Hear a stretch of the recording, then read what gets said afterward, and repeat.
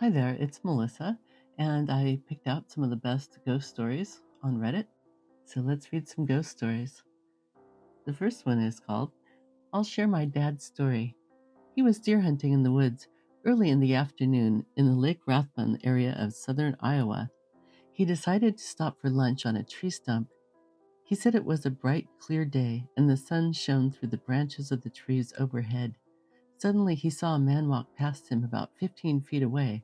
The man wore old time clothing, as in a wide brimmed hat, overalls, etc. Dad didn't get a good look at the guy's face. He was surprised to see the man, however, since my dad was the only person, to his knowledge, that had permission to be in the particular area. He called out to the man, "Hey, do you have permission to be here?" The man ignored him. He kept walking. This irked Dad, and he said louder, "Hey, do you have permission to be here?" Still the man ignored Dad. Now really miffed, Dad got up to go after the man. The man rounded a small tree, and by the time Dad caught up to him, he was gone. Dumbfounded, he walked back to his lunch, and as he did, he heard the sticks and leaves crunching under his feet. He realized the man made no noise as he passed. Dad is not one to make up stories. Okay, now that last bit, Dad isn't one to make up stories. I think maybe Dad made up one story in his life, and it was this story. And people would totally believe it because they'd be like, "Hey, he wouldn't make it up. He's such a normal, boring guy." And if you're somebody who's really serious all the time and people totally believe you, you should tell everybody you saw Bigfoot or a ghost. This one's called "The House I Grew Up in Was Haunted." The way it was laid out, I could see from my bedroom down the hall and into the living room. My parents' bedroom door was on the other side of the living room, directly across from my door. Late at night, I would hear someone pacing circles in the living room, but I was the only one awake in the house and we didn't have pets. I never said anything because I didn't want the family to think I was nuts. Eventually, I moved out and went to college. After I graduated, I was in a rough spot financially. My parents had bought a new house. The old one was still empty. They were considering getting renters and offered it to me to stay in for a while. I said no, I did not want to move in. Mom asked why, and I finally gave in and told her. I thought there was a ghost. My mom froze and she turned around and looked at me and was like, "You hear her too?" It turns out she had also heard it for years and did not say anything for the same reason.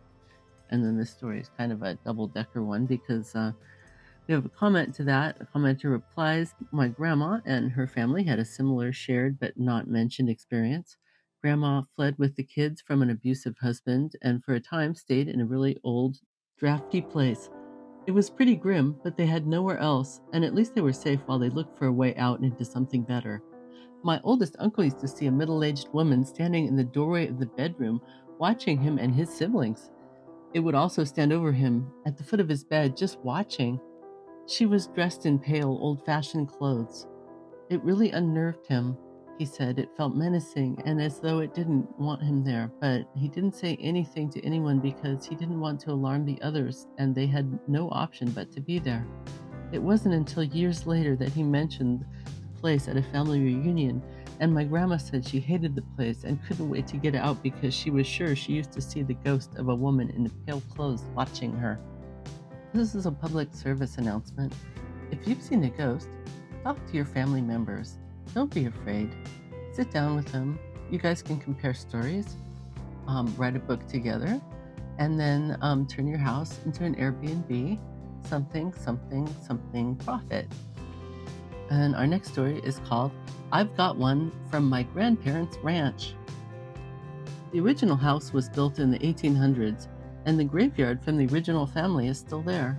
When my family first bought the property, the previous owners were still living there for a few weeks until they moved. My grandfather was out riding, and he saw a guy from a distance, dressed in slacks and a white shirt with suspenders. My grandpa assumed it was the previous owner, so he drove up to say hi. As he got closer, the guy walked behind a bush and seemingly disappeared into thin air. He told the previous owner about it and asked, was he wearing a white shirt and suspenders? Apparently, they've seen him a lot wandering around in the evening, almost always where my grandpa saw him too. This reminds me of that first story where the guy saw he was wearing the The guy was wearing overalls, yeah, and a straw hat or something. That kind of detail. It's kind of similar. Gotta wonder about that. This one is called Middle Child. When my middle child was about 3, we lived in an old house with a lot of poorly built, self-done renovations done on it. There was an under-house storage area, workshop area, accessible from one of the bedrooms. This workshop has a hatch door to the dirt under the house. Anyway, my daughter used to complain about the blue lady that lives under the house. We moved, and she never talked about it again. Okay, that is kind of creepy. And the last one is, I rented a room in a New England farmhouse. It was for grad school. First night, about 2 in the morning, I had a very, very clear feeling I was being checked out by some sort of house spirits, but they approved of me. I went back to sleep. The first time my girlfriend came over, she sat up in bed. I asked, "What's up?" And it was almost word for word. She felt something was checking her out, but that there was no threat. A few weeks later, my brother came over. Next morning, unprompted, as he came downstairs, he said he felt like something was checking him out at night, but that it was okay. A new housemate, later, said the same thing his first morning. None of them knew each other. It was really weird.